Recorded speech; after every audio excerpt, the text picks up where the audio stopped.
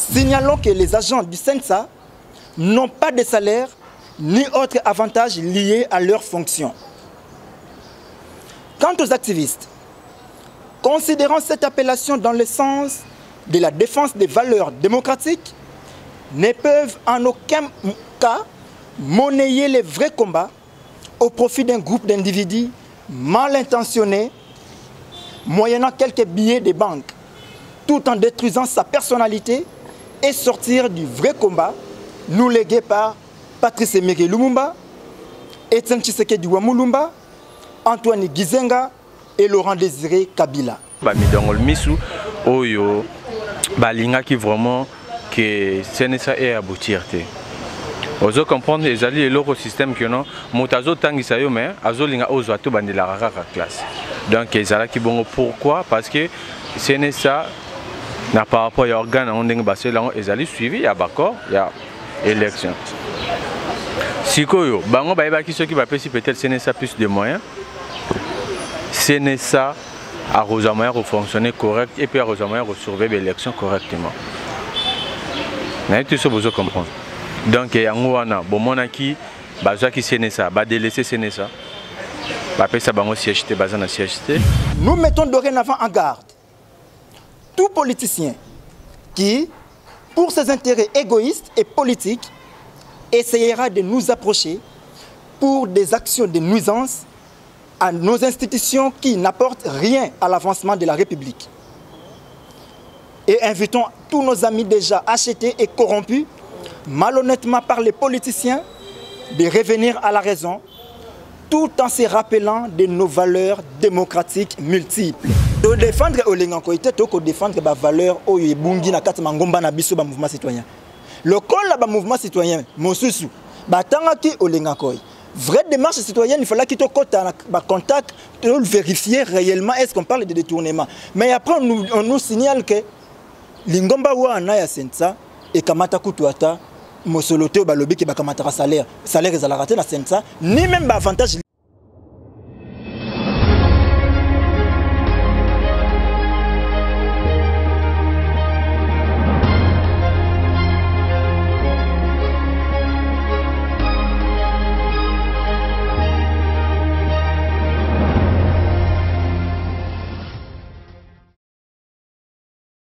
Déclaration du collectif des mouvements citoyens. Nous, les collectifs des mouvements citoyens pro-démocratie, réunis en ce jour, devant la presse pour informer l'opinion tant nationale qu'internationale sur l'instrumentalisation par les politiques de quelques mouvements citoyens qu'ils considèrent comme leur caisse de résonance à travers laquelle ils s'en servent pour régler leurs différends politiques tout en créant à s'offrir un positionnement au détriment des autres. En effet, depuis un certain moment, quelques acteurs politiques de notre pays, à l'occurrence des députés nationaux, bien connus par le peuple, par leur caractère de transhumance politique avéré ainsi que leur ONG de manipulation, ont créé un rapprochement avec la société civile, constituée notamment des mouvements citoyens, et de quelques structures des droits de l'homme. Ils ont tenu de différentes réunions dans des endroits différents, lesquels avaient pour objectif s'en prendre à certains dirigeants de nos institutions légalement établies. Entre autres, le Conseil national de suivi de l'accord de la Saint-Sylvestre et son président, Joseph Olengankoy Mukunji.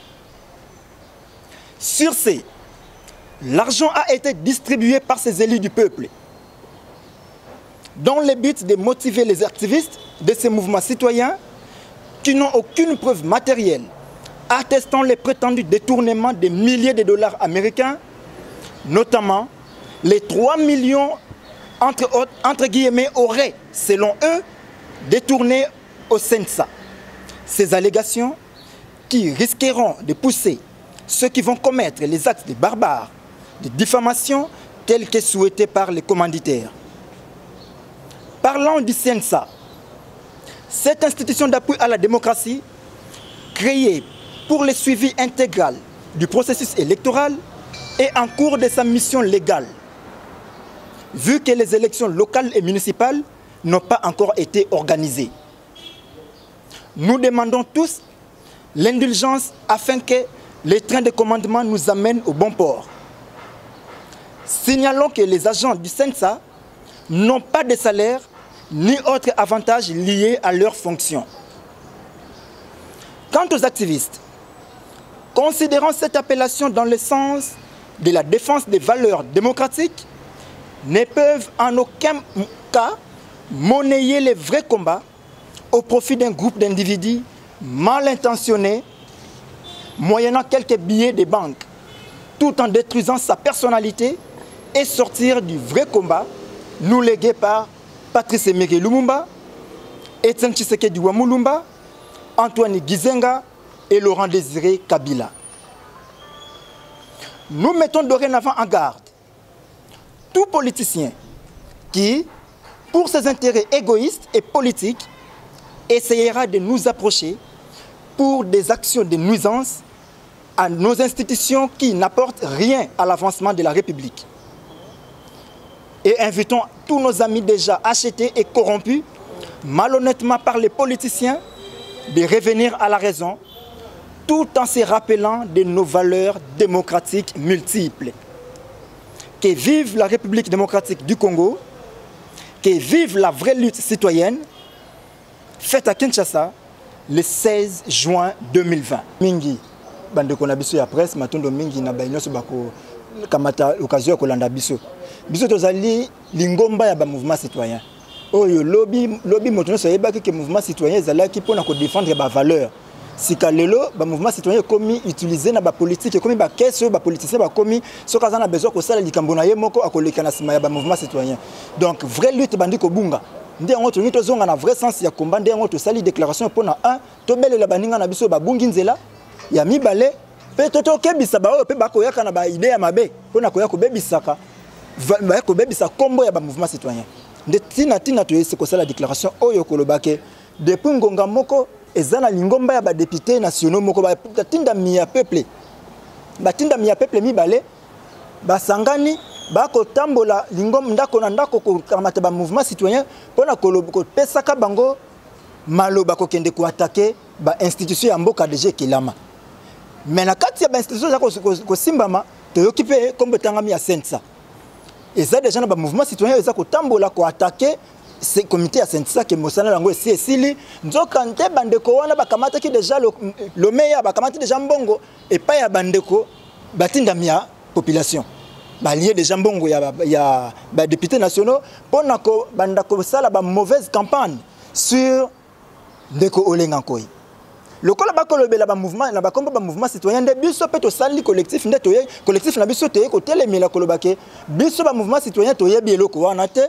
Bato bako sala yango bato bako tambola wana ce sont des personnes déjà manipulées balié déjà mbongo ba députés provinciaux ba députés nationaux wana poto yebi bisika balela ki bambongo na bisika basala ki ba réunion to yebi na bambongo bazwa ki to yebi yango to ko tika vrai lit ekufa te yango to ko telemela ko dénoncer ba mauvaise pratique wana nde yango peto ko mettre ko belela baninga o déjà ba bungi nzela ko bazonga na raison ba bossa na teke combat o ezana bandeko ba kufi ba perdre makila na bango pona combat oyo ya changement. Or ce qui to lingi changement vrai changement faut te pas il a besoin de to ko senga changement wana. Tango biso moko to kotina makamba ko lia kanyaka bongo lobby changement to ko luke ko te lapi. Yango wana tina to telemela ki mokolo ya lelo ko talisa na ba kongomani nyonso ko talisa na population nyonso likambo ya linini likambo ba détournement ba lobby na CNC ya 33 ya ceux qui a 3 millions biso to yebi ata preuve moko te to yebi yango pété. Et to défendre Olenga Nkoyi te to ko défendre ba valeur oyo ebungi na kati mangomba na biso ba mouvement citoyen. Le col ba mouvement citoyen mosusu batanga ki Olenga Nkoyi. Vraie démarche citoyenne, il fallait qu'il te contact, vérifier réellement est-ce qu'on parle de détournement. Mais après on nous signale que lingomba wana ya sensa et kamata kutuata mosolote ba lobby ki ba kamata salaire ezalaka te na sensa ni même ba avantage lié ba fonction na ba avantage est-ce que ba continuer à travailler. Ezali suivi ya accord et comme na suka toté na noté est-ce que sensa mosala na ye silité na silité to kozela ba élection municipal na local. Ce que salami on saura que mission à Sensa et Souki ba élection sili. Le kola na no komi na sukate botika ya koma na suka ya mission na ye comme ça to koyeba sika pona nini afandi to afandite mission na ye na no esila. Bo accorder ye moment asili sa mission na ye. Mais ngai na kobelela nde bandeko na ngai o babungi nzela. Bandeko na ngai bakoti na zamba balikamati mosolo pona kokende kosala ba mauvaise campagne contre mutu. Ngana zaleli wana. Likambo ya mission ya Sensa. Mbongo Sensa kamati. To akamata kite biso zana nukunate mais vraie lutte citoyenne o ebungi nde biso tozaleli wana. Tozonga na vraie lutte citoyenne. Ngana ko belela ndo ya ngai bandeko ba ya ngai baninga babungi. Bazonga na bisika to bandelaki. Mbote, oui, nzamba zo sala moke malgré toujours bah, état d'urgence mort auto comprendre sous va maintenant ma coloté et puis tu veux comprendre que non va ma ba corona malgré une partie est vrai mais une grande partie est faux. Bon par rapport à ma solo ndenge zali na par rapport à ndenge ngai ndenge ba ninga ba laxinga document ndenge ngapi étant que activiste d'investigation. Bon, moi-même personnellement, moi aussi la recherche, oui, côté à gauche, à droite, pour comprendre un peu de quoi était vraiment vrai. Ma cambozo s'est passé dans le niveau de la CNSA. Bon, à ce que moi personnellement j'ai compris, et là qui s'est passé dans la CNSA, et là qui me donne le miso.